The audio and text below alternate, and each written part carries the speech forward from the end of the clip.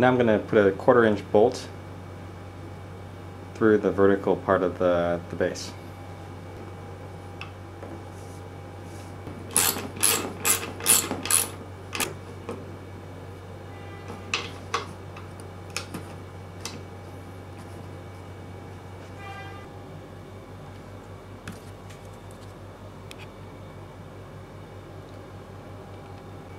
Next, place the round circle on the bolt, and this is to prevent the motors from getting caught on the tabs.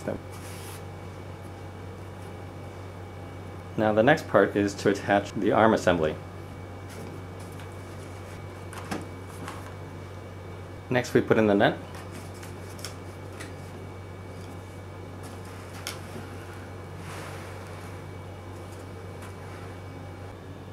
One of the last pieces we want to put on is the counterweight.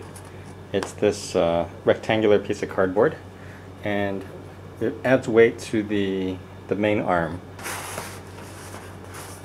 Like so. And then glue it in place. And we want to put in about 2 pounds of sand or pebbles in a Ziploc bag inside here. And you can enclose it with a tape.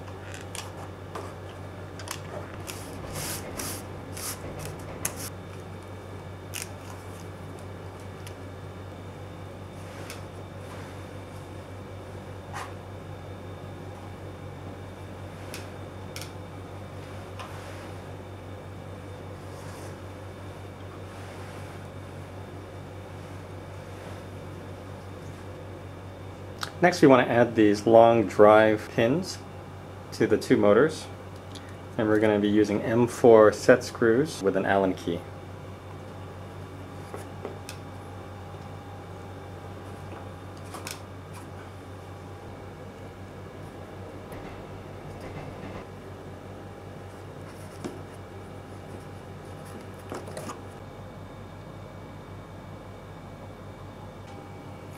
Next thing we want to do is add a slit, and I marked it in black here.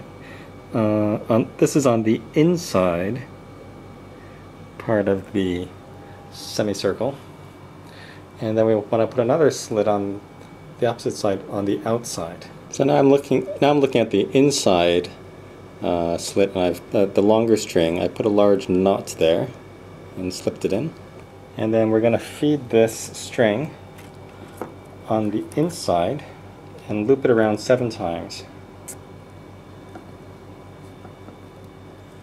And then loop this around the top one, also 7 times. So this is what it should look like in the end. Looped around 7 times. That's looped around. And then it's terminated on this side with a nut. Next we want to slide on the bottom semicircles.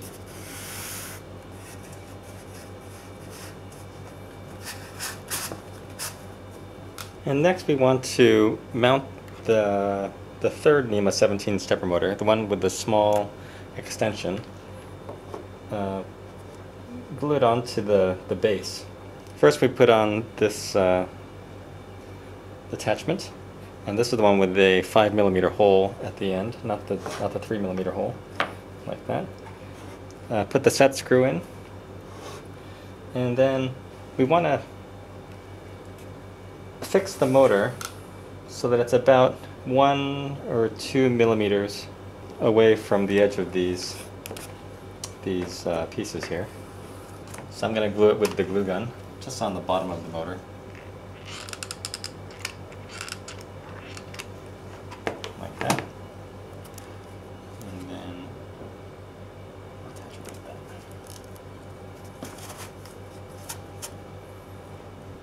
So this should rotate without touching the motor at all.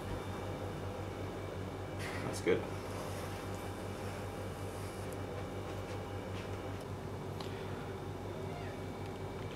So this is what it should look like in the end. I have a small slit here. And then go around, and it's wrapped around 7 times. And it goes around.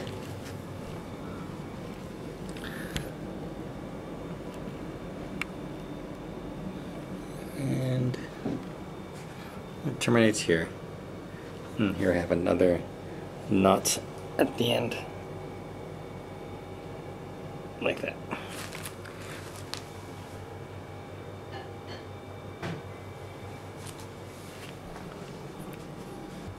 So now we're almost done. We now need to attach the claw and the circuit board. You can attach the claw to the end of the arm using just a piece of string, and you just fish it through the two holes on both sides.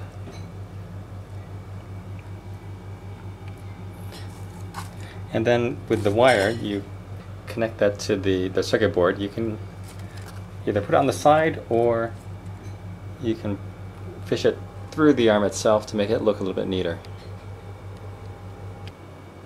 The circuit board itself attaches here. So we put a nut there.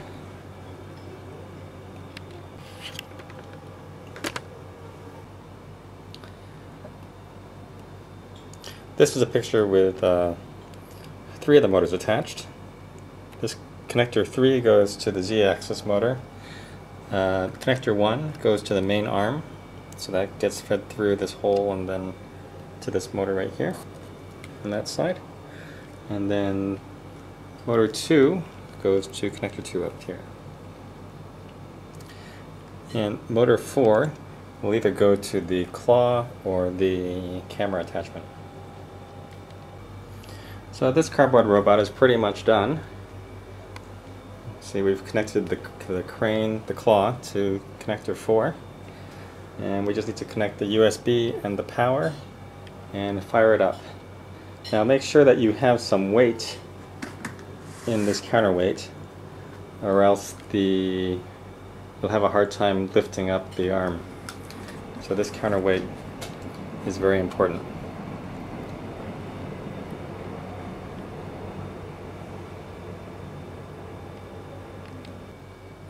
One thing I want to note is that these chips here, the 293Ds, can get quite hot to the touch.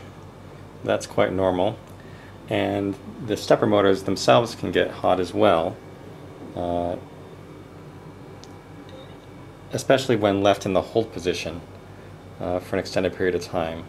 So have fun with it, but make sure that you do not leave this robot unattended, and enjoy.